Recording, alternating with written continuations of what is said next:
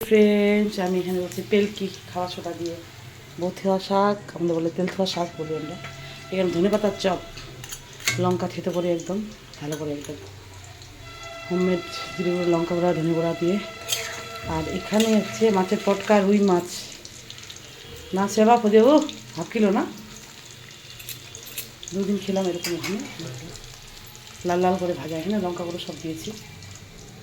খাবার সোটা আদা দিয়েছি, বড় দিদি আদা দিতে বলে, আর এই দিলি দিদিটা দিতে বলে তেল, এরকম 2 ফোঁটা দিয়েছি। আর একটু দিলাম, আমি দিই না ও সমস্ত।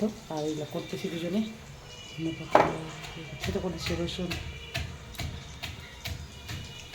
চা খাইলো, বাজার করে আসলো, ছোটো হাঁড়ি দিয়ে করছি, নাহলে বেশি জল হয়ে যায় আমার কাছে, ওই জন্য।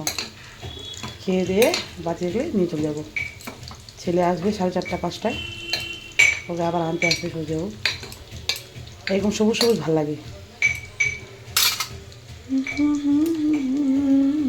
টাটা, রাতে রাতে ভাই ভাই, এগুলো মিস্ত্রিগুলো আমাকে দেখছে। ওই যাবো একটু বাসন মাঝে দিবে, মাছগুলো আমি ধুলাম, ও শাক সবজি বাজিয়ে গেলো।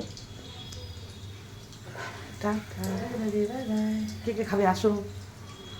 বাটনা বাটা ছিল অনেক দিন ধরে, ওটা একটু মাছ ভাজার ওখানে দিলাম, একটু বড়িগুলাতেও দিলাম।